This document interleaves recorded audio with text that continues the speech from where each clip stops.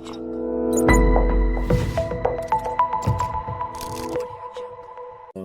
morning, Namaskar, and I welcome all and would like to say Happy New Year to all. Happy New Year on this occasion of 2026. These are the opening day and opening of this new year, which we wish and pray that brings prosperity, peace, and happiness to all our members and valuers. And during the last IVC, which happened in Raipur in December 2025, we declared to celebrate 2026 as a year of education, research, and standards in valuation, which are three pillars of this profession on which the entire profession is built. A profession, any profession for that matter, and the professional who practice that profession, it becomes important to practice in terms of the nuances of that particular profession, the principles on which that profession is based. If we look at the valuation as a profession, with the inception of institution of valuers, it has raised to this level that today the profession has a particular niche and it is going forward towards creating a further niche in the market and in the overall scenario of the valuation wherever it is concerned. And we find that valuation becomes the base of every other every economic activity, every transactions, financial, and it is like a third eye. Third eye. When I say third eye means it has a potential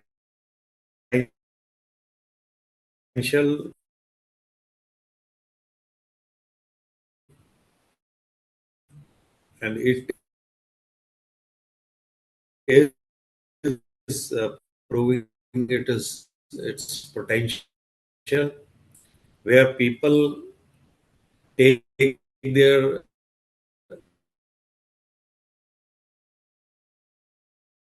financial decisions, done. The base becomes this valuation profession or the activities as a valuation professional. Firstly, that interdisciplinaries are equally important. If we deal in a financial matter and we are dealing with the numbers and how to reach those numbers, the importance of legality, the importance of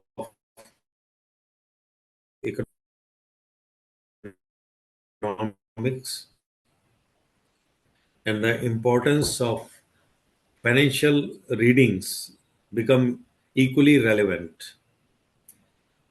And for that purpose,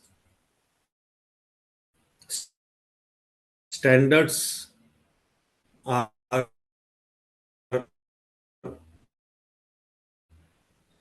are needed to stabilize or to methodologies or your way of represent. Valuation has so vast a reach that there are assets or there are specific per,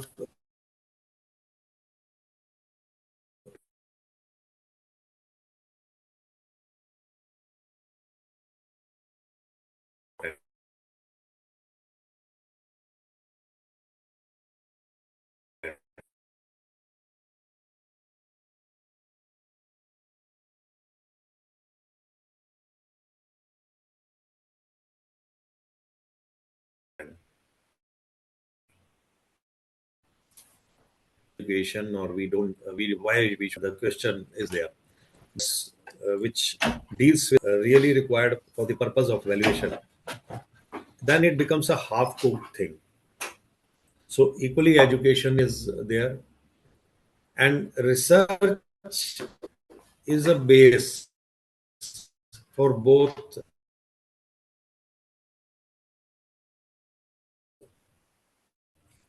whatever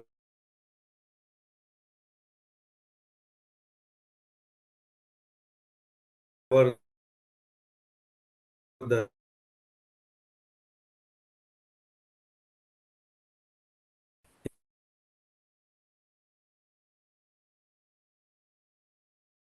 is,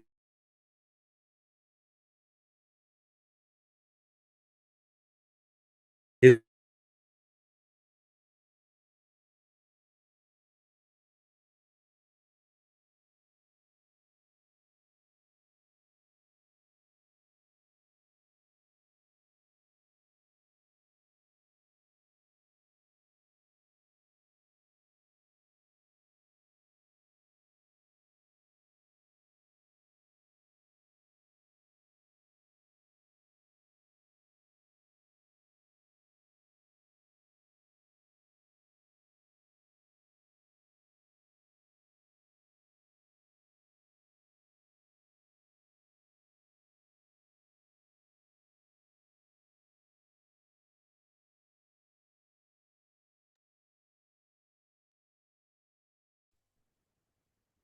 sorry, there was some disconnection. It is a technical problem.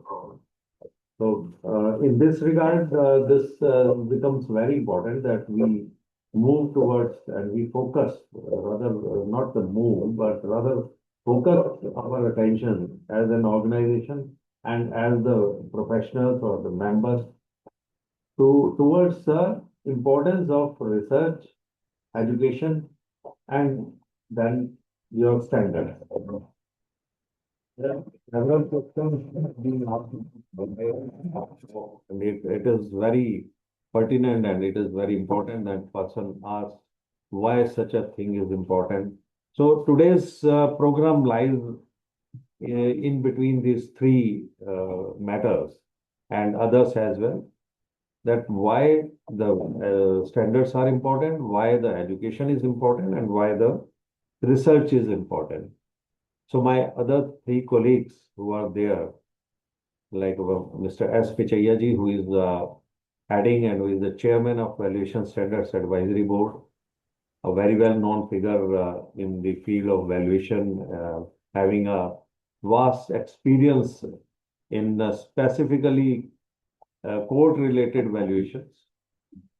And whatever he has gained, he is ready to share with his colleagues and our members. So he is the one, and then Mr. Tanuj Bhatnagaji is our director in IOV Registered Valuer Foundation and council member with vast experience as an IP as well as value is running his own firm and practicing valuation since a long time. And then Mr. R.K. Patel, I think he is a very well-known figure. He is Vice President, Institution of Valuers. He is IP, he is CMA, and he is already registered in two asset classes of as a registered valuer. And perhaps he is not going for his third registration, but he is capable of having his three in all three classes of assets. So we have plenty of experience, and I should not come in between this experience and the participants. So I think we begin with the Sohail, you take over, and then we start with others to join. And thank you so much, sir. Now I would like to invite Patel, sir, to give his remarks on the empanelment and practice challenges values are being faced nowadays. Oh, thank you, Sohailji, and thanks to Vinayji for initial remarks, and keep this webinar on the way. See, I am sharing few sides, okay, that will show you that how valuers can play very important role in the economic growth of the country. So this is what the my presentation is. Is it visible? Yes, sir, it is. Oh, fantastic, fantastic. Yeah. So I have been asked to talk on challenges in valuation practices and empanelment. But you all know that the economy is going very fast, not all means not in the developed countries, but also in the developing countries. And you know, India has become the fourth largest economy in the world. So India is also growing very fast, and along with that, valuers are going to play very very important role in the given area because you know that everything is asked for value. Okay, so we have to be we have also to cope up with the requirements of the economy. Mhm. In my presentation, I will show you that what we were, what where we are, and what is the way forward we are going towards, and then how valuers will have also to change themselves to cope up with the economy.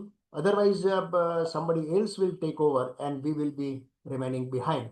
So why not to cope up with that and change ourselves with the changes happening. uh, Let me quickly go through what recap what we were and where we are.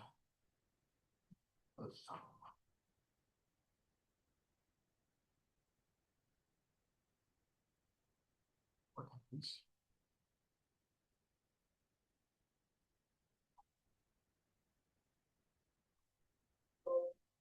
I think it is not moving forward. Anyway, okay. So,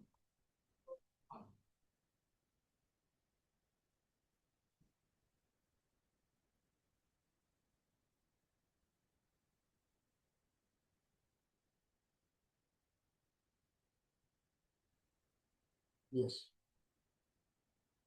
Hmm. So, history of valuation profession. We all know what history has taken and how to become valuer, available opportunities for valuer, or everything is known to most of the valuers. So I'm not going to talk on much.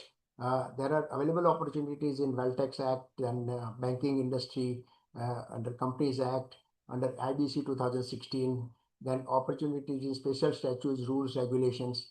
Uh, then following the valuation standard is must.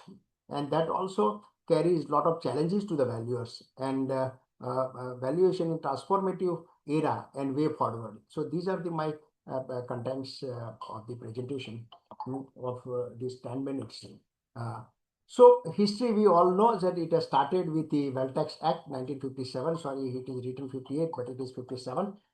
And then institution of valuers, which was established in 1968, and then after the approved valuers started working in mostly in the banking industry, and industry also utilized the services of approved valuer because there were no other statutes which were regulating valuers except Wealth Tax Act.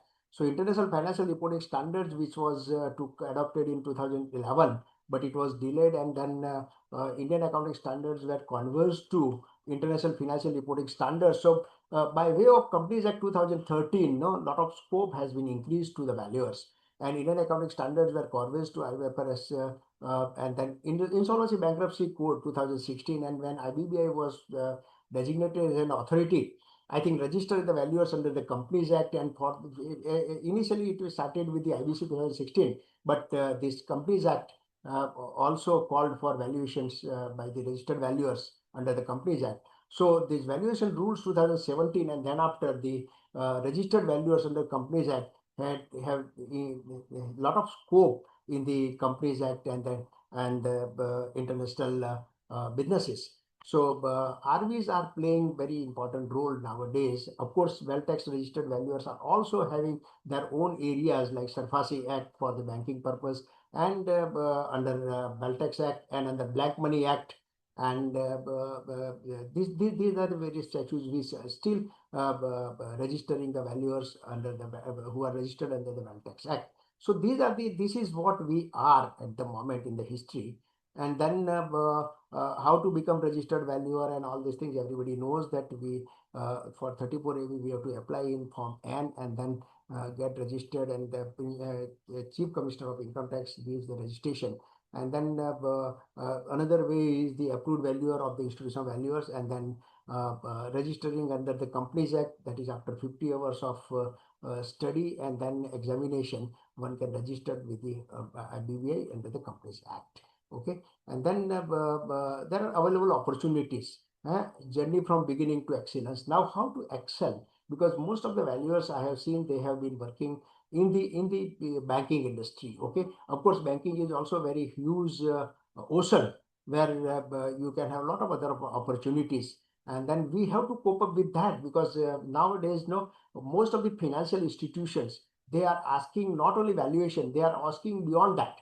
And let us see what the beyond that. Okay, so opportunities are wealth tax, we all know, and then capital gain tax, income disclosure schemes, black money act, stamp duty, transfer pricing, and then SECY and NPA liquidation, mortgage and debt restructuring. These are the services we have already been imparting valuers. But now what banks are looking for in the other opportunities, and then we have to cope up with that. Beyond asset valuations, we have to because banks are very cautious nowadays because of the NPAs and all these things. So before sanctioning the project, they ask for cost weighting by the qualified valuers, and then who have the experience, industry experience, they are preferred, and they are doing weighting the cost of the projects, larger infrastructure projects, and there they use the services of experts, and valuers are considered to be the best experts because they have the panel of valuers.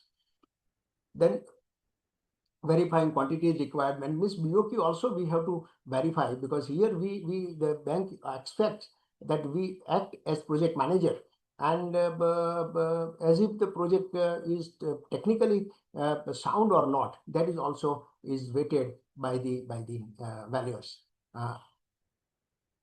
Then techno-economic viability studies before sanctioning the large loan exposure. The bankers need the techno-economic viability studies. It is not only technical, but it is also economic viability study, where one has to study the market share of the particular project and how it is going to perform within the given regulations or industry regulations and all these things. Whether it is required to get the statutory approvals, and then what is the status of those statutory approvals, and then how the project is scheduled, everything is, and then ultimately economic viability means financial analysis, projections analysis, and then what is the net present value of the project, or you can say the payback period, or you can say that the internal rate of return of the project, and how it compares with the weighted average cost of capital. I think this is what the exhaustive study one is required to do, and then it's nothing but just a project. You can say there is a postmortem of the proposal, loan proposal for the larger projects. So here technical actually is a very lucrative area where banks are also thriving for expert valuations. And then I have found very few valuers who are registered as the TV consultants in the banking industry. I think most of the valuers should register themselves, means empanel with the banks for technical evaluation. Of course, they have to work extra for technical evaluations and the market analysis, and then legal aspects of the project, along with financial analysis of the project. And then you know that international valuation standards, which Mr. Pichaiya will be talking about. Now, these latest international valuation standards call for valuation models. Okay, I think valuation models, TV models also one can develop in the Excels, and then do the financial analysis or the sensitivity analysis of the project very fantastically.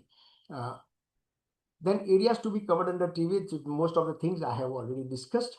And then lenders engineers. I think banks are also very conscious nowadays that when large exposure is there, they want the lenders engineer, independent engineer, to give the periodic reports about the progress, and based on that they release the grant or loan to the borrower. And then the main purpose is to risk minimization and then assurance of the technical and contractual requirements. There, lenders engineer is required to review the contractual conditions and then how it has the project has performed on the site, on the land.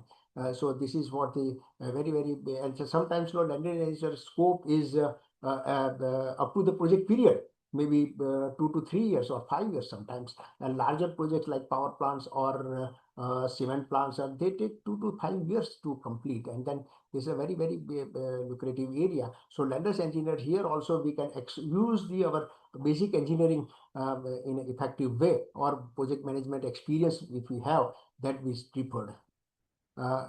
Then due diligence.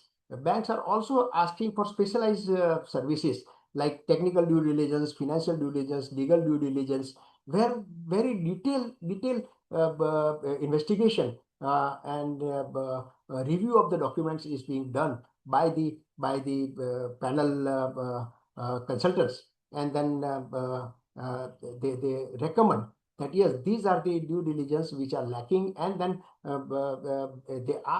recommend to the bank to insist upon the borrower to comply with that if they want further release of the grant or release of the loan. Then Agency for Specialized Monitoring, that is Indian Bankers Association, they are also empaneling agencies for specialized monitoring. They have very vast area to work on that. Okay, if we talk about the technical valuers, then lenders engineers job also is done by ASMs, and then review of project progress, and then verification of revaluation of assets. Revaluation of assets has been done, and then pre-disbursement verification. I think this is what the scope which is included in TEV and LIE. That is, and here it is not only these technical aspects, but also the audits, stock receivable audits, cash flow monitoring. There are those who have the financial background or the audit background. I think they can do better. But technical people are also auditors of the technical matters on the side, so they can be appointed to have the specialized monitoring of a large exposure of the loans.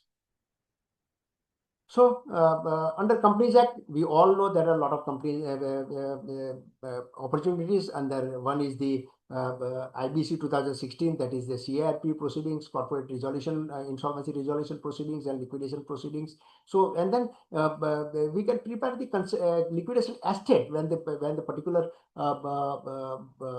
corporate debtor is under liquidation. I think preparing the liquidation estate is because most of the IPs are needing the services of and then valuers are best to prepare the liquidation estate along with the doing the valuations. Okay, consulting valuation for resolution applicant, we valuers can work for the resolution applicant. I think rather than giving valuations for CRP or liquidation under the IBC 2016, the resolution applicant, they themselves need the valuations for negotiating with the committee of creditors for either resolving the corporate debtor or to liquidate the corporate debtor. I think this is where we can extend our expertise for consulting valuations for resolution resolution applicants. Then there are various acts under which sections under of the Companies Act wherein the valuations are required, and they are being done by the registered valuers. And then coming to Reserve Bank also needs the valuations for foreign direct investments and other direct investments. Okay, so this is where we need the valuations. So it is not simply the valuation of equity, because equity valuation is also based on asset valuations sometimes. So they need the valuations from the valuers. And then SEBI also requires valuations. Then frequently traded shares or infrequently traded shares, or frequently traded or infrequently traded shares, and valuation on the IPO and all these things. And these are the areas where we have to now cope up with to have the future sustainability of the valuers. Okay, because you know, the most of the developed countries, the financial valuers are dominating. I think we should enhance our knowledge to the financial aspects as well and economic aspects as well to cope up with the economic growth of Indian, and then that is how the valuers can play a very important role in the economic growth of the country. Okay. Valuation for financial reporting, I think I have found a lot of valuers who have not it means expertise in the financial reporting. There we have to read or expertise on some of the Indian accounting standards which are converse to international financial reporting standards. If we master these accounting standards, I think we can do valuation for financial reporting anywhere in the world. I challenge. So this is where we have to work on. And so these accounting standards, most of the valuers said that these are accounting standards, so it is the job of accountants on financial experts. It is not like that. If you read the Indian Accounting Standard 16, property, plant, equipment is full of valuations to be carried out by the technical valuers. Investment property valuations, okay, leases, financial reporting in hyperinflationary, that is also the technical aspects. Impairment of assets, I think one has to master the impairment of assets because companies need periodically to test their assets whether they are impaired or not, and they have to provide loss in the profit and loss account in their that financial year. I think that is how the valuation impacts the equity value of that company during that financial year. And even tax authorities are also interested therein because when they write the loss in that particular financial year, tax authorities are losing some of the tax revenues. So this is how these accounting standards are very, very important. Intangible asset, then intangible assets, nobody's area. It is not specified that who could do the valuation of intangible assets. I think technical, lot of intangible assets are of technical nature, patents, then copyrights and all these things. So these valuers we have to enhance on that, and then we can play a very important role. Investment properties, inventories, yes. Inventories are also required to be valued, and that is the technical inventories. Okay, it is not the inventory is subject of financial valuers. It is the subject of technical people. If you have the real estate project going on, and a lot of inventories of cement, steel, and under construction constructions are there, I think we technical people are very, very, very well. Similarly, for plant and machinery also, a lot of technical assets are lying. So the inventories are better valued by the technical people mostly in the plants and construction projects rather than financial valuers. Share-based payments, then business combinations, non-current assets held for sale and disclosure. I think this is liquidating the assets. So, and fair value measurement standard is showing that what is how the methodology and the priorities are given to various methods of valuations. So this is how we have to master on that. Then banks prefer registered valuers because of cost weighting, then technical studying, under projects, technical evaluation, as I have discussed on that. There are a lot of opportunities by expertising on these areas, Indian accounting standards and valuation standards and international financing reference. We can compete with the international peers. As I said, export valuation is a very, very big area where valuers are required. Official liquidator of Minister of Corporate Affairs, where of course scope is reducing in that. The reason being that after 2017, 16, whatever is the liquidation there, it is to be taken up through IBC. There we have the scope, but still there are a lot of companies that are winding up before 2016, and their assets are required to be valued, and then we can get empanelment with the official liquidator of Ministry of Corporate Affairs in every high court.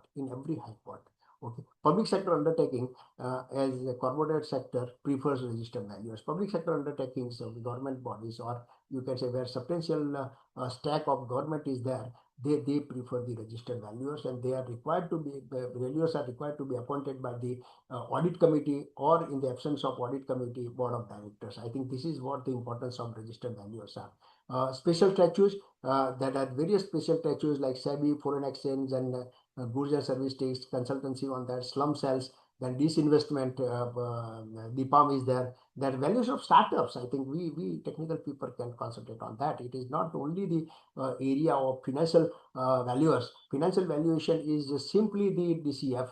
but in the startup valuation, but a lot of qualitative aspects and the technical aspects which are to be evaluated under startup valuation, which can be done by the technical valuers. Merger acquisitions, takeovers, one can play a very important role. Disinvestment in public sector, insurance valuations is a very large gap in the insurance valuations, because being a surveyor, I have surveyed lot many large losses, where I have found that most of the disputes are because of under insurance, and under insurance is based on the valuation as on date of loss or on date of reinstatement of the damages. So this is where we can even we can assist to the insured to fix up the sum insured before taking the policy, so that they don't pay the excessive premium, or they don't take unnecessary risk by themselves. So this is how we can advise on that. Then production link incentive schemes have been declared by government, where the valuations are required, because there is a either capital subsidy or productions by way of that, how much they have saved the foreign exchange. I think this is where one has to do the production analysis and all these things. So technical valuers can extend their scope here. Then following valuation standards, I think I will not talk on that, because Mr. Pichaiya is already there. And then challenges in valuations, call for materialization approach facing audits and auditors. Yes, we are subject to audits.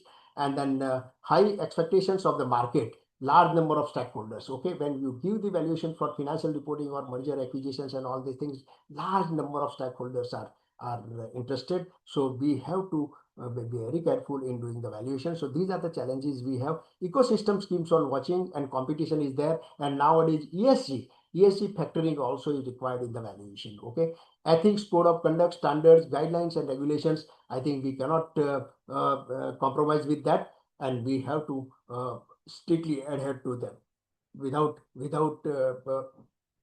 compromising with the quality of our report and results. Okay, valuation is transforming area and way forward. I think this is where the economic changes are there, and they are going very fast. You know that Indian economy is going very fast, and yeah, how it is going. Let us see that, and let us compare with the international and matters, international economics, and then see. Now see, global economic shifts we have experienced in the COVID, then the cheap storage, and then trade rise and metrics, and then Suez, and then Red Sea crisis, global growth, and OPEC oil, and then trade tariffs. I think all these trade tariffs, I think Trump tariffs, I would say.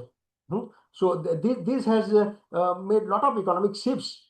Then global big projects. Now let us see how big projects are being defined. I think that is where we have to change our valuation methodologies also, and then we have to adopt the new valuation models, and we will have to develop the new valuation models. Now the Niamey city in the Saudi Arabia, you can say that how it is that it was initially $5 billion projects and revised to $1 trillion. Analyst expects it to cost 10 trillion now. See, was to be completed in 2000, now is expected to be completed by 2050, which is the expansion is going on. Target was 1 crore resident population, and Niamey is double the size of Tokyo, 34 times New York, 17 times London, 44 times Mumbai, and 120 times Hyderabad. I think this is what the Niamey city, and it's a what is the smart city concept. Smart city concept. I think smart city concept will have change the valuation models. Okay, itself it will be integrated, or it will be a connectivity type, because all the infrastructures will be well connected to the market and to the end users. Under progress, 100 billion spent, and then less than 1% completed. Still, there is a lot of scope for the valuers internationally. And then why India should remain behind? Our technical people are very expert on that. We have to simply take the risk and then enter into the international market of valuation. This is how it is going to look, no, Niamey city. This is how it is going to look. Some photographs. It is also going to use the renewable energy, solar and wind. Gulf Railway project. I think it is one of the biggest railway projects, and then it is going to connect a number of countries. Now you can see that it is going to 2,177 kilometers from for Kuwait, Saudi Arabia, Bahrain, Qatar, UAE, and Oman. $250 billion capex, capital expenditure, may increase by 20%. Its speed is going to be up to 350 km per hour. By 2045, handle 100 million tons of cargo. Started in 2009, completion was by 2018, but it is revised to 2030. L&T is doing certain schemes of the stretches of the work. I think this is where how the valuers can play. This is how the railway is going to look like. And then along with the railway, other infrastructure are also going to be developed on line of that. Another, now coming to India, Adani's project at Dharavi. And now Dharavi, you know, it is, unless I discuss about Dharavi, I will not be able to discuss about India. So Dharavi looks like this. Okay, now it is planned for 10 lakh population. Dharavi has 3 lakh employments, $2 billion total, $2 million total annual turnover in Dharavi. Now Dharavi is, when we say it's a slum area, it is, but it is producing a lot of annual turnover. Then world's most densely populated, 85% of the dry waste of Mumbai is recycled in Dharavi. See, dry waste is 85% of dry waste is recycled in Dharavi. I think it's an industry itself. It's an industry itself. High literacy rate. A lot of people are literate on that. About 8,000 business units plus 20,000 single rooms. Then global brands have supply chain links like Zara, H&M, Armani. All they have the supply chain in the Dharavi. So it's a big market for that. A big market, big industry. Yes, sir. Can I Yeah. intervene? Yeah, please. Please, can I intervene? Yeah. This is a very vast area you are discussing, very vast. Yeah. I think it requires a separate CEP altogether. Yes. Yes. Because the time is, we have a very No, I'm running through, sir. Just finishing in 2 minutes now. just let us do. And very soon, I think I announced that special Patel Saab session on this particular entire subject is required. This is my feeling. Because this way, it will not be a justified thing. You know, it will not do justice with Mr. Patel and his knowledge and the viewers' expectations from Mr. Patel. So, Patel, I'm sorry to interrupt. No. It is nice suggestion. We Anyway, we have a very limited. no, I'm finishing in 2 minutes now. Okay. Now sir. this 30 gigawatt park at Khavda, Gujarat, Kutch. Okay, that is world's largest renewable energy project. I think we all valuers have to concentrate on now renewable energy because ESG is there now, and we have to factor it. The projects which are supported by the renewable energy, I think they have better ESG record than non-energy efficient. Okay, so this is I think this is one of the largest, and this is what you can say the progress how it is going in the Khavda. It is completely renewable energy. Okay, and still only 10% of work has done. Okay, I think if we concentrate on these renewable projects, I think bankers are also thriving to get the lenders engineer services and the techno-economic viability studies and project feasibility studies by the technical people. Okay, and then governments, Rajasthan, Gujarat, and all these governments are also giving a lot of incentives and facilitating the project implementation. Okay, way forward. I think inflation has stuck to the economic shifts, interest rates, and then supply chain, global GDP, ESG compliance. Nowadays, it is must for that. Even Mr. Pichaiya will talk about the international valuation standards, where also ESG factoring is required. Climate change, green building, trade tariff, that is the tariff wars, then global tax regimes, and then now recently in 2 days before, 3 days before, you know that provoke wars, or that you know that one of the presidents of one of the countries has been arrested. I think this is nothing but the provoke war for international trade. I think this is another how it will create economic shape. I don't know, but let us wait and watch, and then whether we valuers are coping up with that. Okay, there are a lot of that into super adjustment valuations. As per valuation report should state the economic factors also, because we cannot simply say that it is square feet multiplied by the rate. We have to bring into the economic factors into our valuation models, and then give the proper valuation, present both value and the impacted value where suitable, because value at one place and the impacted because of the ESG criteria or economic factors, I think we have to find the impacted value as well. Okay. Thank you. Thank you very much. If any questions, we will discuss during the panel discussion. Okay. Thank you very much. Thank you so much, sir. Detailed presentation, and we are soon going to have a separate CP, sir, for discussing all such projects. Now, I would like to welcome Pichaiya, sir, to give his insights on the evaluation standards for the valuer, sir. Pichaiya. Sir, please unmute yourself.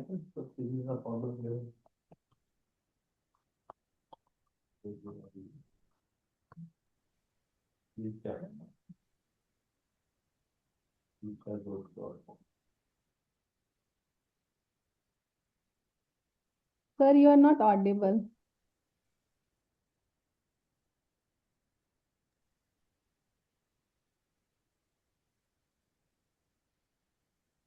Sir, not audible, sir.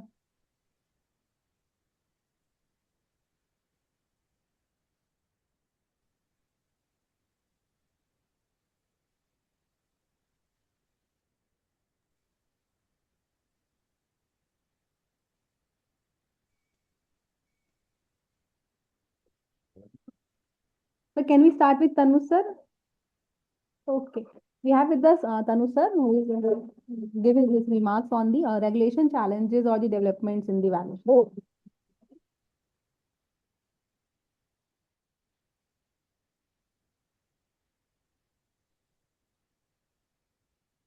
I'll be taking off from where Mr.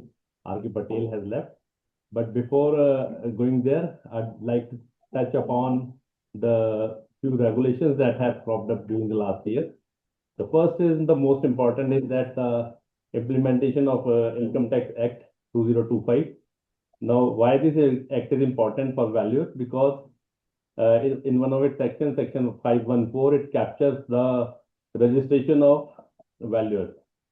It states that the role of the registered valuer in Income Tax Act and the conditions and the criteria that are to be there for the registration. The Committee of Parliamentary Affairs has left it onto the Ministry of Finance to define the rules for the registration of valuers. So the rules are being prepared now, but they have not been notified so far. We expect it to happen before 1st of April 2026 because that's the day when this act is going to be implemented. So my advice to all the valuers is to keep a tab on this section 514 of Income Tax Act. Broadly, it has been taken from where section 34 AB of Wealth Tax Act had been there. It says about the impartiality in conduct of valuation. It says that there has to be no direct or indirect interest of the valuer in the property being valued. It also talks about the furnishing of report in a prescribed format. So we can understand that it's going to have a format. Plus, one very good thing is that it talks about the prescribed fee.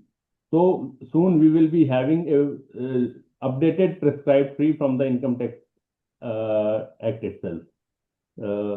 So this is critical because so far we've been left with an open market fee quotation in other areas like CRVV rules. Second part is the discussion paper that was brought by IBBI. IBBI brought about a discussion paper. It was thrown open to valuers for suggestion during the November, and they were required to submit their opinions on the changes proposed. The proposal said that proposal captured 5 broad parameters. They intended to bring in few changes regarding the valuation process. The first and important critical part was the standardization of a reporting format for valuers. So far, we had been given a guideline. The guidelines were there so that you have to prepare a report like that, and it was an open system in the company's valuation rules. But now IBBI is proposing to bring a format for the valuers, and different asset class-wise format is suggested. RVOs and stakeholders, they have given their comments. Valuers have also given their comment, but the output is still awaited. The second important aspect that was captured in that was the harmonization of CIRP and liquidation regulations to follow a uniform standard for valuation. Earlier, there was a scope of adoption of international valuation standards, but now the proposal is that the authority would bring in a valuation standard which would be adopted by all. So there will be a slight shift in the valuation standard. So this needs to be captured. A very important change was suggested, which was like change in the definition of fair value. So far in the company's rules, we've been valuing the assets of the corporate debtor, but in the proposed definition, it is not the assets of the valuer only. It proposes to value the corporate debtor itself. The new definition, the suggested definition, is slight changes. It goes like the estimated realizable value of the corporate debtor or the assets of the corporate debtor, as the case may be. So now this shift sounds very minuscule, but it has a lot of big meaning, and the role of valuer expands a lot in this change in definition. So the estimated realizable value of the corporate debtor or the assets of corporate debtor, as the case may be, if they were to be exchanged on the insolvency commencement date between a willing buyer and a willing seller in arm's length transaction, after proper marketing, where the parties had acted knowledgeably, prudently, and without compulsion. So the concept has been altered, and now it is presumed that entire enterprise value needs to be captured in the valuation report. Another change that has been suggested is the appointment of single registered valuer in place of two registered valuers. For smaller cases in corporate insolvency and liquidation, where the last reported turnover of the corporate debtor is less than 500 crore, it is stated that, okay, one valuer could take up the assignment. Although different opinions were there, and submissions have been made, but the final outcome is awaited. And a new concept has been brought of the coordinator valuer. It is suggested that a lead valuer would take up the assignment and would associate the valuers from other asset classes and experts, and would then prepare a final report to be submitted to the resolution professional or liquidator, as the case may be. The idea being that it should capture all the synergies of the system of the operating party of the corporate debtor, so as no losses are made. It is being done to capture the spirit of the IBC, that the value maximization should be there at the end of the day. So that effort is made with the appointment of coordinating values. Although there are some challenges vis-a-vis RVE structure is there, but still, let's see what happens. So these are the critical developments that have happened. Now, very briefly, I'll touch upon the subject of the day, which is the valuation as a catalyst in economic growth. Indian economy, as we all know, it is the fourth largest economy. It has become already, we have beaten Japan in the terms of nominal GDP number. It is now 4.18 trillion economy, and it is expected to go to 7.3 by 2030 as per the estimate. So we are going fast. So how can value benefit from it? And where is the role of valuer, how does the role of valuer comes in? So first we have to briefly, understand this making of this economy, which is constituted by 17.5 or 17.6% from agriculture, 27.56% from manufacturing sector, and majorly 55% from various services. And of these services also, about 14-15% come from the digital economy. So we have to understand that where do we fit in? To my understanding, manufacturing and services area is where the role of the valuer comes in predominantly. And in manufacturing sector and in services sector, Government of India in 2014 came up with the Make in India concept. It identified 27 sectors, 15 in manufacturing, 12 in services area, where insistence was given and they were promoted. Very briefly, the flow of capital was directed to those 27 areas. In Make in India 2.0 during 2025, Government of India has again segregated 5 core areas. So we can presume that, okay, these are the areas where the flow of capital would be. The major ones being the semiconductor and electronics sector. The second one being automotive and EV sector. Third being this renewable energy and hydrogen. Fourth being pharmaceutical and biotech. And fifth is IT and AI services.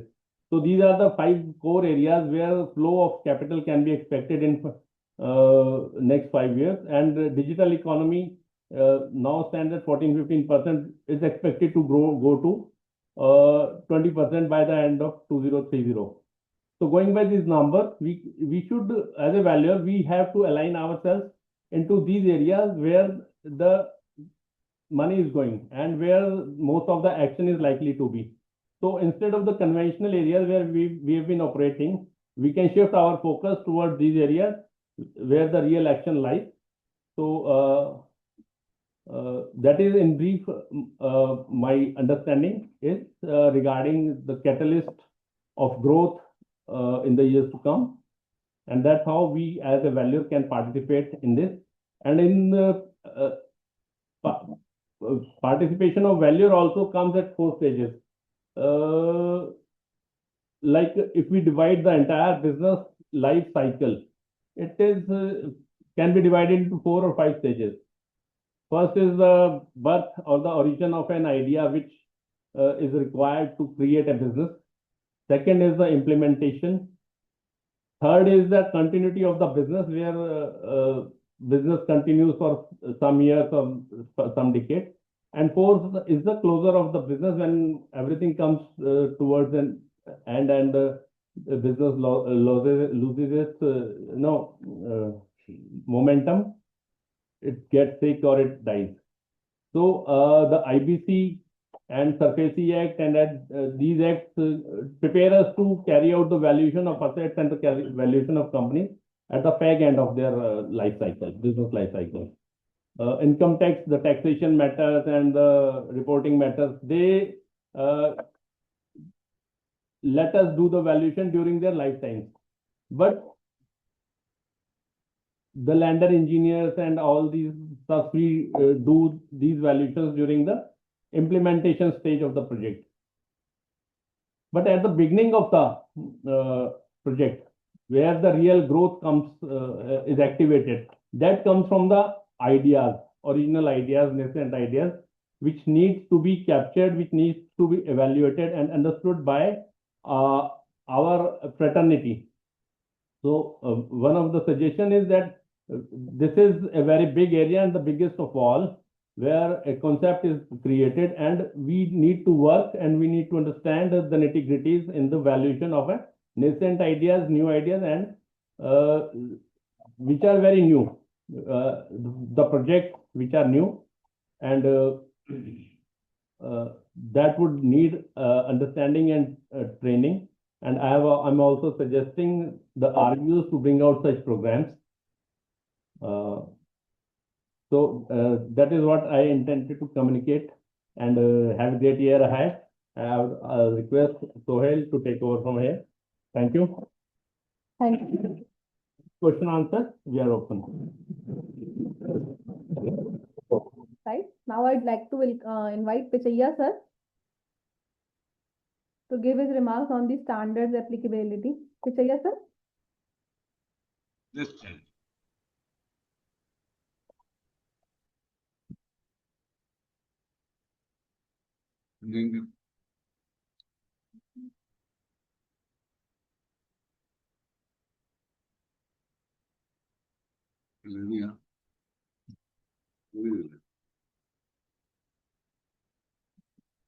You're audible, sir. 1 minute, 1 minute.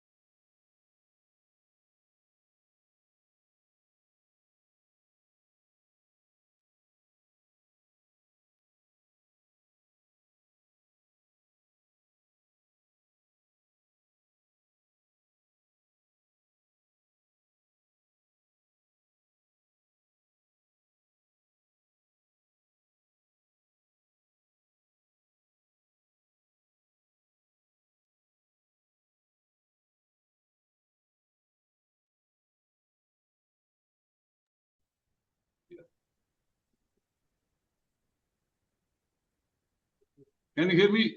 Yes, sir.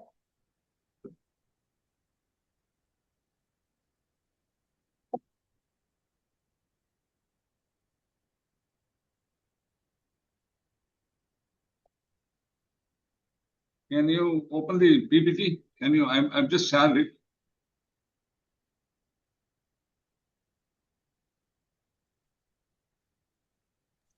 Yeah, Pichaiya sir, I make you a co-host, sir. So now you have right to share the screen, sir.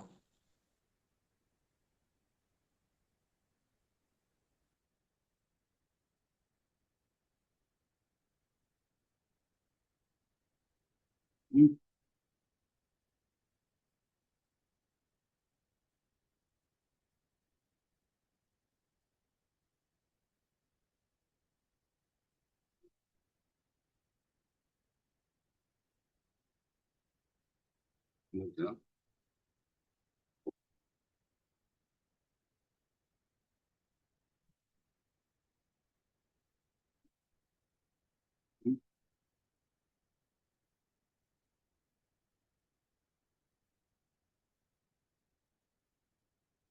நம்ம தெரிய மாட்டீங்களா?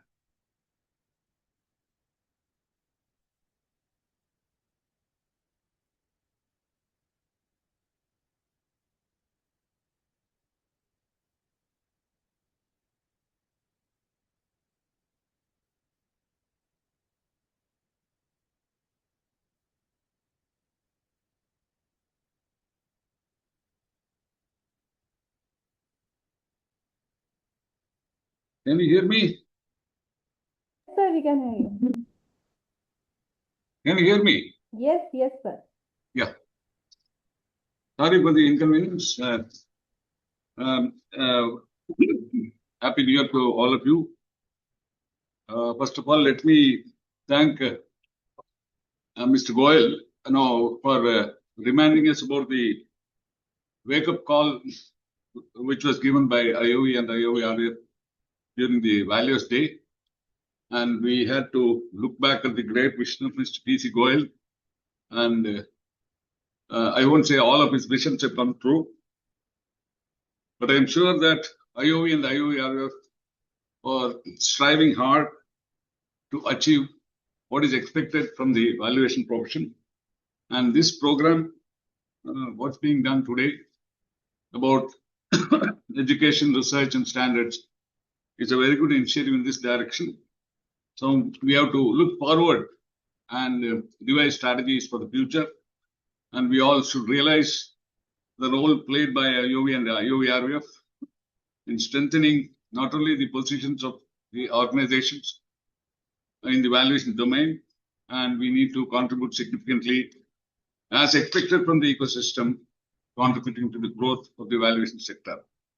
So VSAB is also coping with the challenges.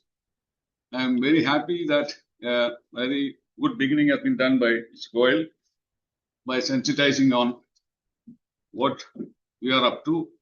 And I'm also very happy that Mr. Patel, who had given a very wide perspective about the valuation and what are the growth potential areas and what is the growth, economic growth, and the consequent developments and challenges and opportunity that those are emerging for the valuation sector, and also in particular for the great opportunities, and at the same time coupled with great challenges, to need to learn and improve our competence and skills in valuation in order to meet the opportunities and to be relevant in the scheme of things.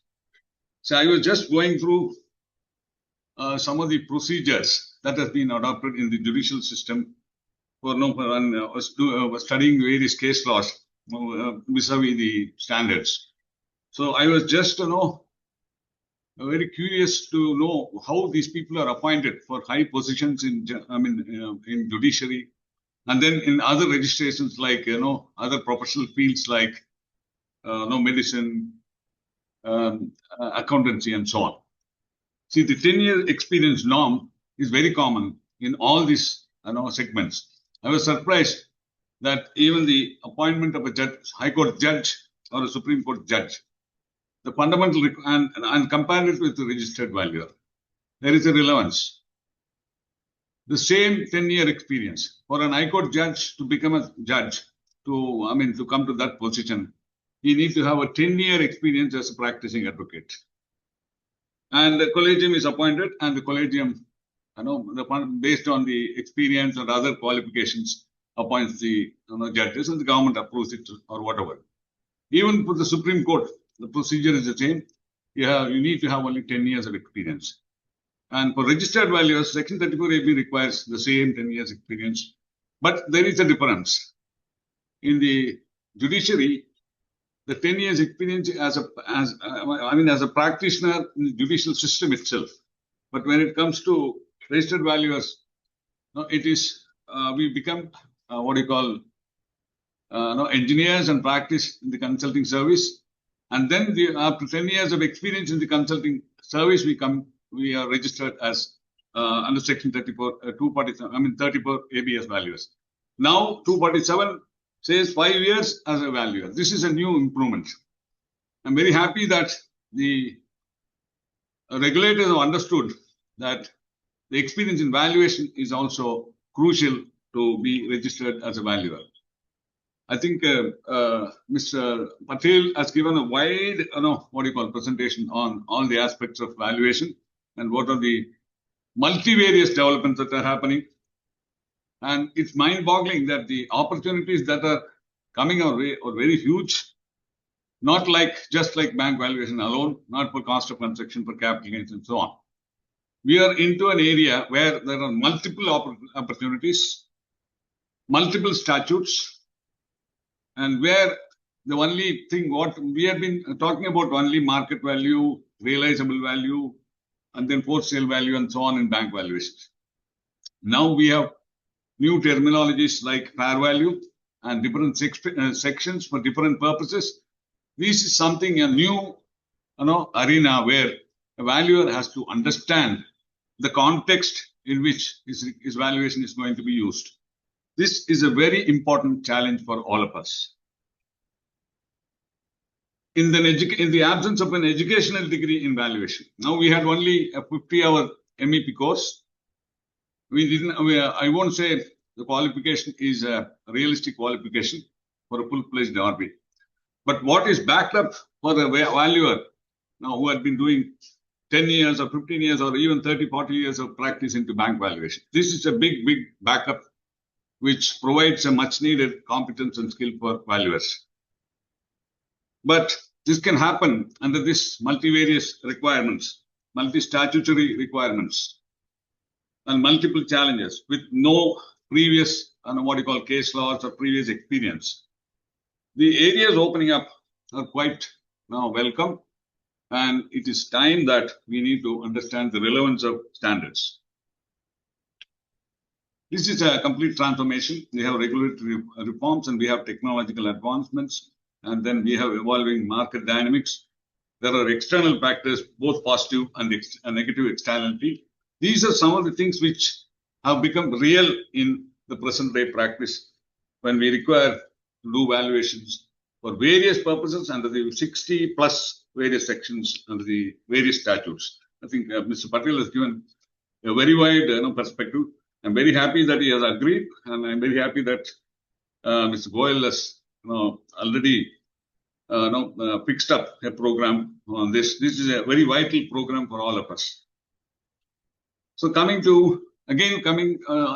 was going through a lot of websites and papers and presentations, and I was surprised to see in CPA Canada, that is a certified professional accountant. CPA is like your CA. I think it is comparable to CA in India, and chartered business valuators. That is something like IOV in Canada. They have an institute called the CBV Institute. That's called Chartered Business Valuators Institute. That has announced a program, a two-part online program. This, I thought, is a very important,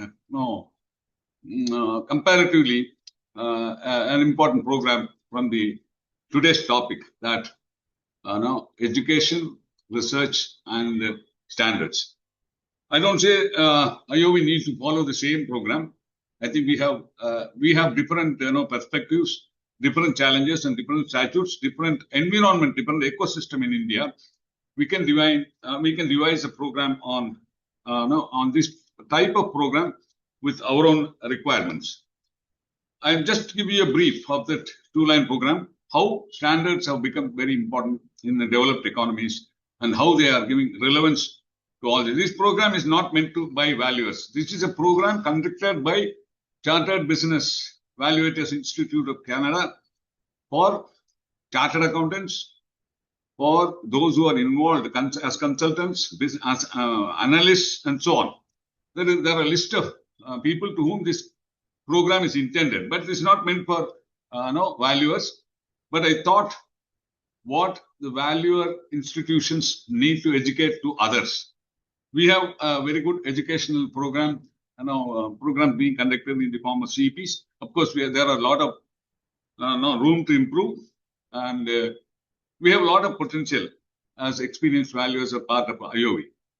So the two-part online program, this program is designed to meet the needs of a broad range of professionals involved in VFR, that is called Valuation for Financial Reporting. VFR is the expansion for valuation. VFR is the, valuation for financial reporting is the expansion. That includes two-part program that includes fundamentals of valuation principles. Because all of us know that we have learned most of this in the MEP, and we are all familiar. But only thing is we need to improvise on the what we have already learned, a little more deeper on principles and theory. This is what is required at the present times. So any program intended should have some more focus on fundamental principles. I can tell one point on this, that we are mostly, as I told, we are talking about market value, wholesale value, realizable value, and distressed sale value, and guideline value, and so on. So I think we have to go beyond that. We have to understand, we have to make our valuers understand the fundamental principles, because now we have various purposes, various statutes. So unless we understand the fundamentals to the core, we will not be in a position to distinguish between what is required under a particular statute and what is the purpose and what is the dynamics that is expected by the valuer, dynamic requirements from the valuers in all the sections under which various valuations are required. And then VFR part 2 is Introduction to Valuation Principle. IOV's today's topic is an initiative in line with the global trends. That's what I felt when the topic was announced and when IOV called me to have a presentation on standards. So I thought this will be more relevant when I speak about standards. So this part 1 talks about building a strong foundation with key principles, concepts, and methodologies for accurate valuations. This is very important. I won't say we have not understood all this. I think we need to understand the challenge in the context of 66 plus sections and the various statutes. So each has a specific requirement, unique requirement, and we need to navigate all this. And whenever a valuation assignment comes to us, we need to analyze from the scope to conclusion and the data available and the purpose and what is expected as a fair value or market value or existing use and so on. So unless we know the principles in depth, it's going to be a challenge to provide for accurate valuation. So how standards are going to help. That's what is my second part of the talk will be. Part 2 is deeper dive into the valuation for financial reporting. So this is what the Canada course outlines. So it talks about various requirements. I'm just skipping. In this context, I'll come back to our Indian context. Standards. This is something new which we have not been coming across. As Mr. Patel was telling, we had some only basic standards. I won't say standards. It may be something between a regulatory requirement and sort of guidelines. Some kind of rules which had some kind of statutory requirement under the Wealth Tax Act and the Estate Duty Act previously. Now we have, that is one document which we already have. As far as bank is concerned, we have the IBA guidelines, which in good intent it has been prepared. Of course, it's a professional document prepared by the I think the Indian Institute of Architects, New Delhi, was actually active role in the IBA guidelines. So it is a very highly professional document. Only thing is, it has not found its way into the bottommost banking activity. That's a real pathetic situation in India. Every valuer, when he becomes a panel valuer, he signs an undertaking that he has read the Indian IBA guidelines completely and follow. Now they have also included IBA guidelines included. IBA's compliance is mandatory for bank valuations. It is there in letter. Only thing is, it has not come into spirit. That is the reason for many of the challenges in bank valuations. So this is one challenge which the IOV now has in front of it, and I'm happy that Ms. Goel and those who are working in the education mechanism of IOV are trying to bridge this gap. And next comes the IBBA guidelines. I think it is an 18-page guidelines. It is really a very highly, it has been prepared with a lot of understanding of the challenges and the litigations that has happened in the IBC context. I think this has been released somewhere in 2001, and it is a very, very vital, crucial, and well informative guidelines prepared by the IBBA. And it has been based on, as I said, on various case laws and litigations problems, what IBBA has faced in the IBC process. I think we should have one extensive program on IBBA guidelines vis-a-vis standards. That's a very important thing. Now we have to understand standards being a principle-based standard and a very highly professional document in the global context.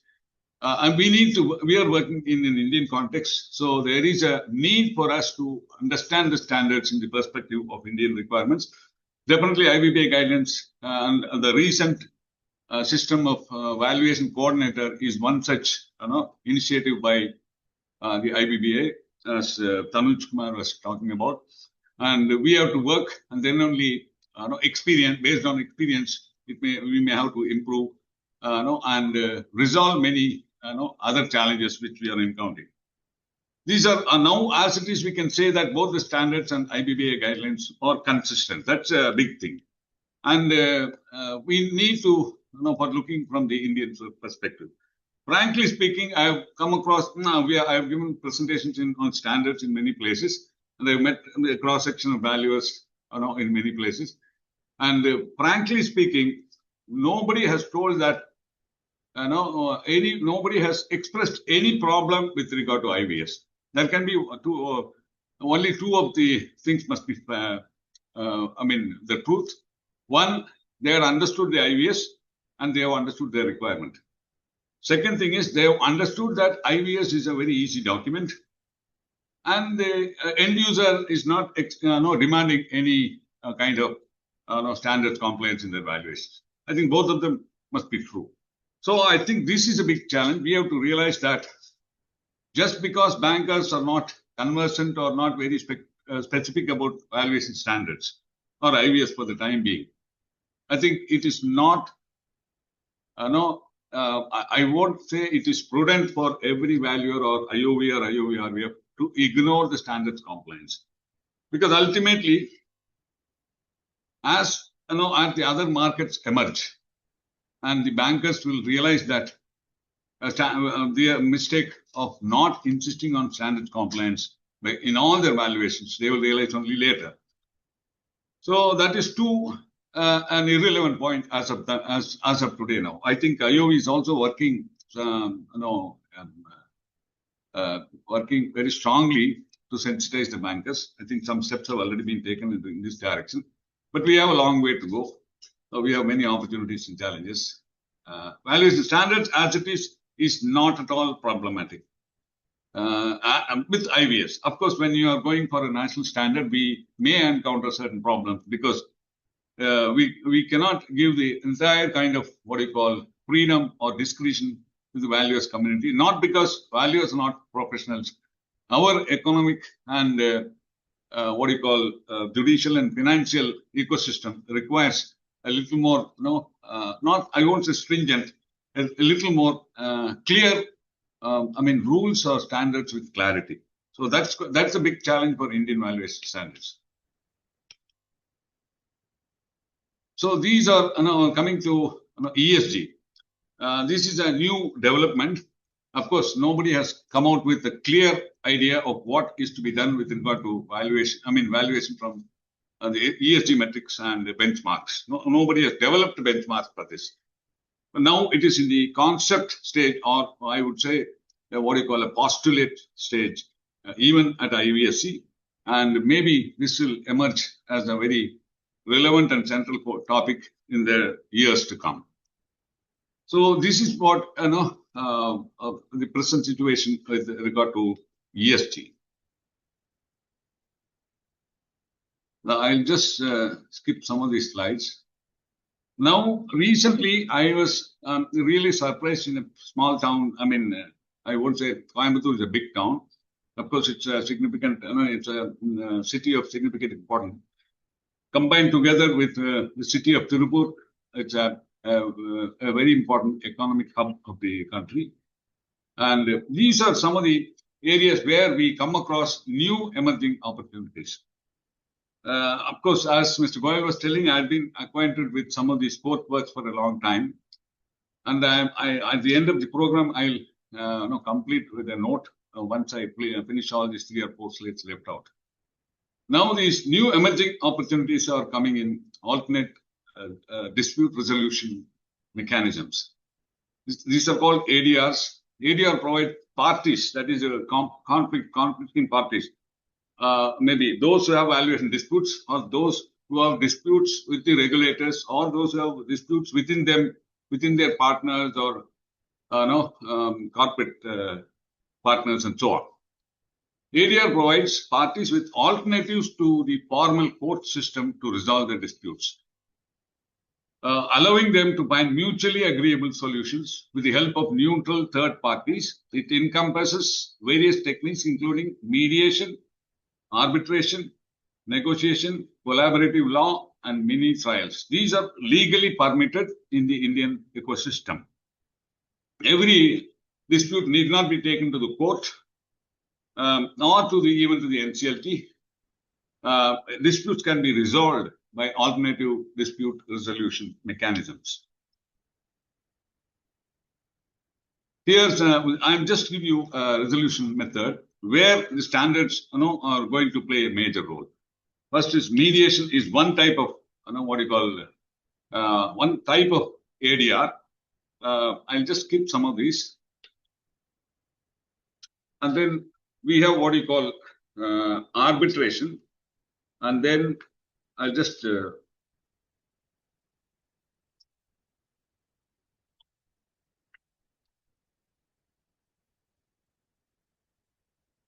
what do you call in your ADRs we have what do you call 5 different mechanisms. These are all something new. I have learned it only recently. One is called the mediation. Second is called the regular arbitration, which is done in a systematic manner. It is almost like a court process, but of course it doesn't have the kind of rigors as in a court, but a simplified court procedure, and it has some flexibilities and what do you call positive features, so that the process gets completed in a short time. And then there is something called negotiation within the system, and then collaborative law, and then mini trials. So these 5 types of what do you call dispute resolution is relevant to the valuation ecosystem.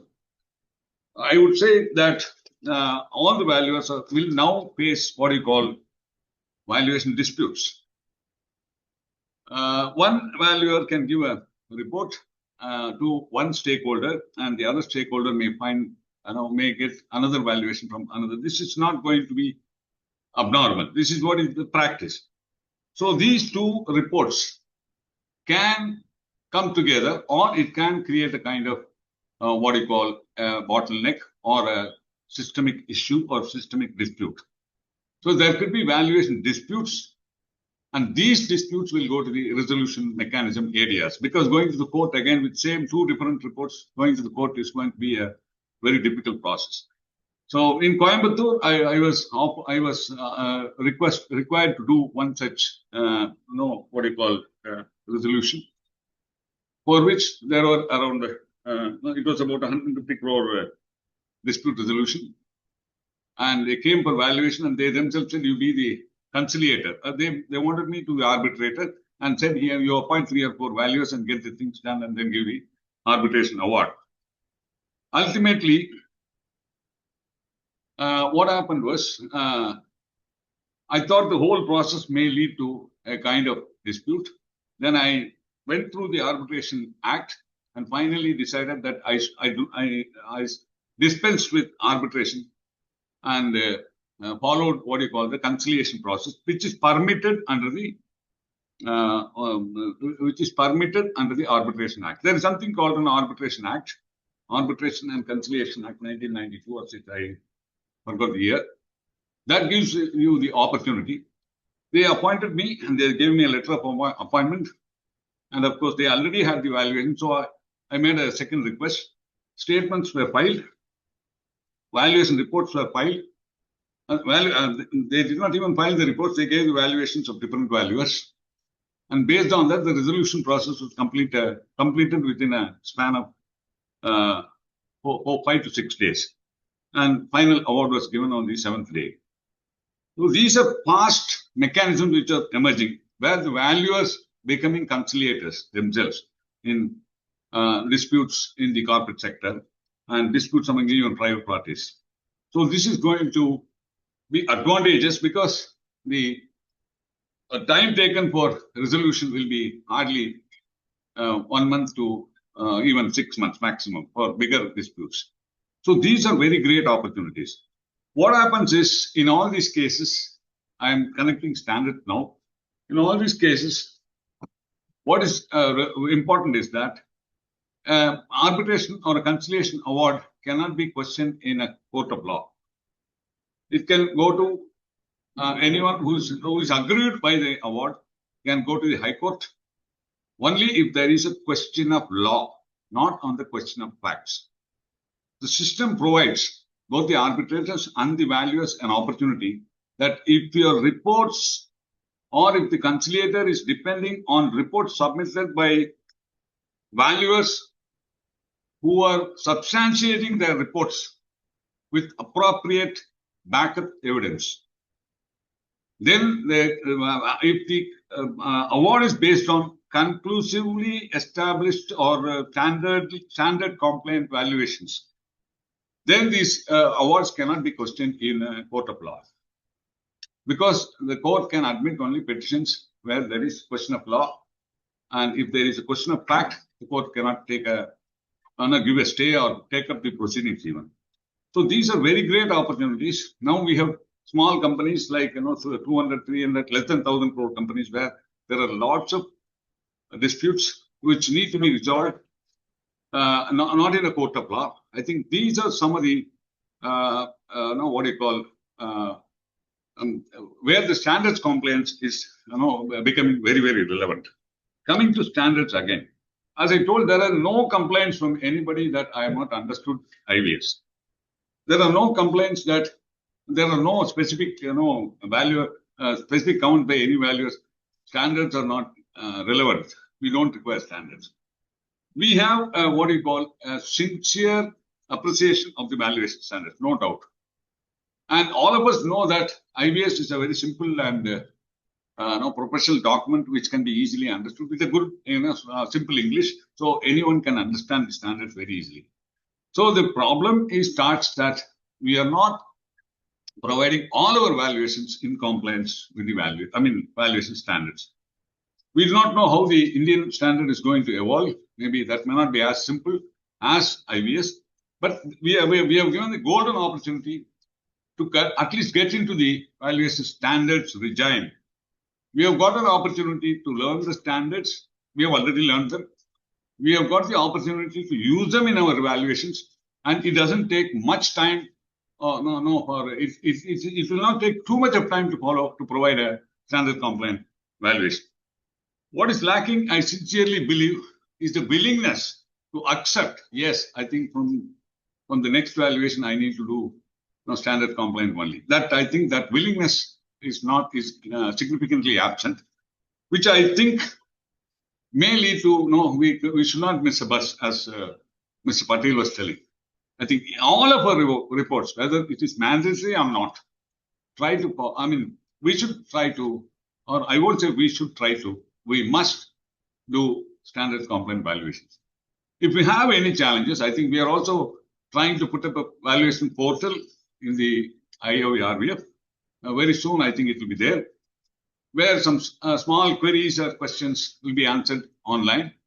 And maybe we'll have some very good, efficient experts in the standards group who can provide guidance on that.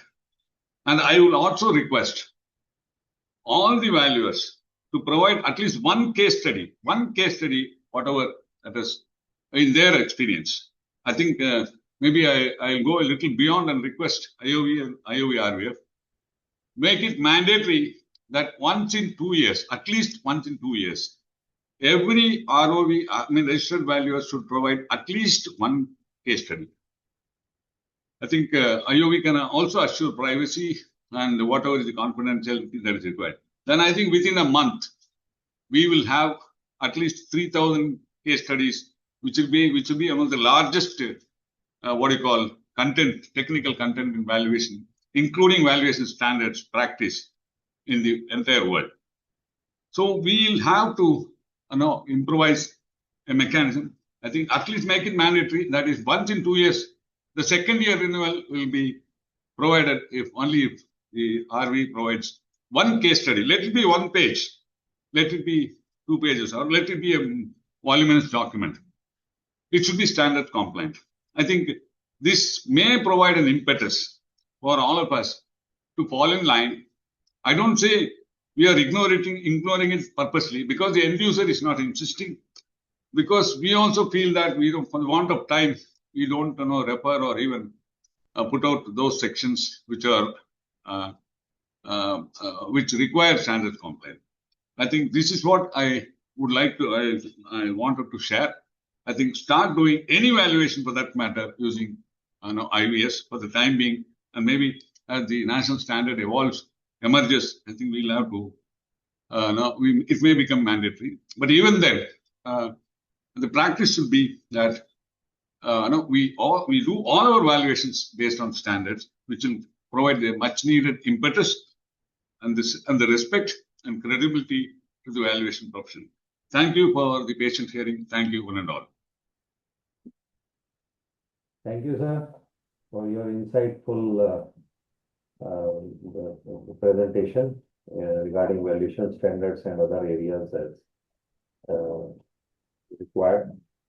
So now we come to question answer session, and if there is any question, please. So we have one question with us. Can any valuer be a part of LLP and also practice as independent valuer to take care of smaller assignments? Well, are we talking about the valuer's rules, where an LLP is an RVE? Then he cannot practice separately under the IBC and Companies Act. He cannot take up any assignment. But in case of other than registered valuer entities, which is an LLP undertaking other assignments, one can practice as that. But ethically, I think a person should avoid doing this ethically. This is basically being partner in an LLP. So it should be, his idea should to strengthen that LLP. Thank you, sir. We have another question with us. In case any show cause notice issued to valuer by IBBI, what should he do? Is there any support provided by RVOs? Well, we have always encouraged such queries with us. If IBBI issues a notice to any registered valuer regarding its conduct, so valuer can always approach the RVO, and on prima facie we look into the grievance against the valuer, and whatever help is required to resolve that grievance, we are there to see that, and we can advise the valuer. And in case also, if he has to address with the RVO itself any grievance or any such monitoring problems, he can always approach the RVO. We are open, so there's no issues with.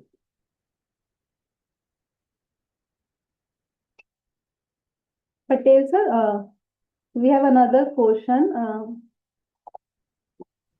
Yes. Why IBBI is not mandatory in bank empanelments? Oh, see, empanelment qualification criteria, no? That is up to the service receiver, okay? In the banks, you know that 34AB valuers are already working since years, okay? I think more than 50 years, 60 years. So they are very big crew for the bankers to utilize them, and they have a great experience on that banking industry, okay? So one is the 34AB is already continued, and it is still recognized under lot many statutes, okay? Even capital subsidy by the state governments or central government, they are taking valuations from 34AB valuers, okay? So it is up to the banks or whoever is the service receiver. He can fix up the criteria of qualifying criteria of the valuers. Second thing that it is not that the IBBI is not recognized. IBBI registered valuers are also is one of the qualifications, okay? And lately I have seen that in the banks, IBBI registered valuers are preferred by the bankers where there are large corporates are there. So there is a scope for IBBI registered valuers in the banks. Yes. Can I add to this what Patel Yes. said? And I would like to inform that as such, if we look at the IBBI registered valuers, I think they are somewhere around 6,000 plus. So seeing the volume of the valuation required at the banking level, it doesn't match. So banks require much more, many more valuers than this number who are registered valuers. out of many of those, they may be doing other than the banking valuations. So that is why banks are not fully committed towards having the IBBA registered values only for their empanelment purposes. That is another one cause which is stopping them to recognize the fully. Otherwise, they are recognizing, and we are receiving from several banks. We are receiving certain advices for registered valuers who are compliant, like they have their certificate of participation, because we have written to number of banks that they should have the registered values with certificate of for certificate of practice, who have their certificate of practice. So likewise, the banks are writing to us, inquiring about certain values, whether they have this COP issued or not. So it is not that banks are not aware; they are fully aware. And what Patel Sahab has said, and what I am adding to it is the answer for that particular question. Thank you. Thank you, sir. So, Tanu sir, there is one question. Recently, a big new company has formed, which has been asking banks and NBFCs to outsource valuation, legal, and even credit processes. Is it allowed? Can a valuation firm do other items as well?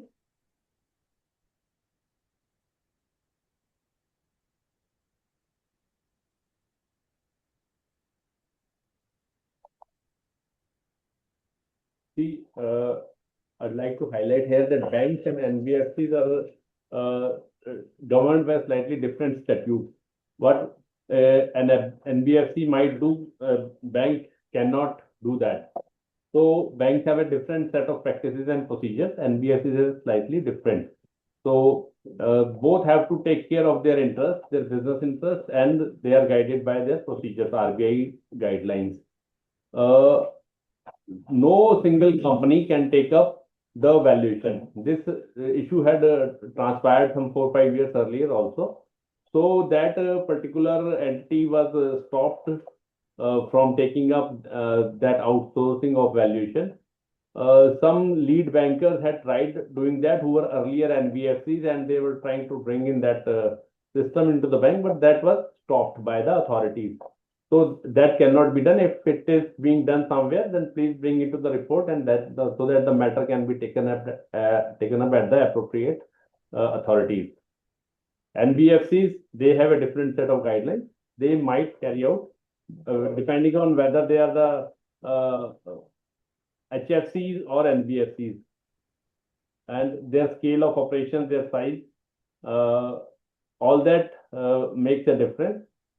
So there, such things can happen. So, sir, can a RV give the technical and management consultancy to any company in industries? Yes, nothing stops. But with the rider that with the same company, the valuer should not do any valuation. If he is giving the technical or any commercial advices, so he should not be doing the valuation for that particular company. That can be considered as a conflict of interest. Technically, we are stopped. An auditor cannot sign a valuation report. Management consultants can. Management consultants can. Yes. Patel sir, will 34AB exist even after Income Tax Act 2025 come into force? It is difficult to say at this moment, but Wealth Tax Act is in place. Okay. But and then still the Chief Commissioner of Income Tax registering the valuers under 34E. So and then even you read the Black Money Act. Okay, there also prime requirement for registering under Black Money Act for valuation is the 34AB. Got the point, no? Yes. Even Ministry Home Ministry for valuation of enemy properties, they have empaneled the valuers having 34AB. They have not said that IBBI. They have nothing mentioned about the IBBI registered. So from this, I understand as far as valuing the wealth is concerned, it is likely to exist. Okay. Okay, sir. So, sir, But as even- far as valuations under income tax are concerned, it is difficult to say. So, sir, in continuation of this, even after IVBI and wealth tax registration, why banks are asking experience of 5 years?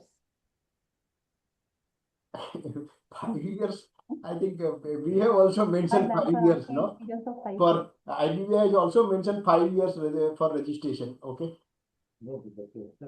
Yeah. Is even after the IVBI registration, like No, after no, 5 years, why banks are again asking 5 years experience? I don't think so. I don't think so. No, I don't think Read so. that. I have not read that. Okay. Because you are already that. Yeah. No? IBBI registered itself, for registering itself, we need 5 years experience. Can one represent? I think Send us the something- representation regarding Let this. us see what If is the bank has asked, yeah. Whether bank has asked or not, we have to check. Share But the communication. I have not come across in this case. I have not come Share the across. Yeah. Yes, that's all. So I think let us one more tip. Pichaiya, sir, why do we need Indian specific valuation standards when IVS are there? No, why we need Indian standards? That's the question, no? Yes, sir. I think the government, in all fairness, it has understood that IVS may not meet the requirements in India because we have different statutes, different sections. We have an economy which is quite different from other places, from other developed countries. We have not a completely transparent economy. We have a lot of issues. All of us know that. But the courts have a lot of respect for valuers and their valuation reports. This is my personal experience. From this point of view, what I feel is that IVS is generally it's a principle-based standard, and lot of discretion is given to the valuer. Huge discretions are there. So such a system may not be efficient. I won't say we are bad as a valuer.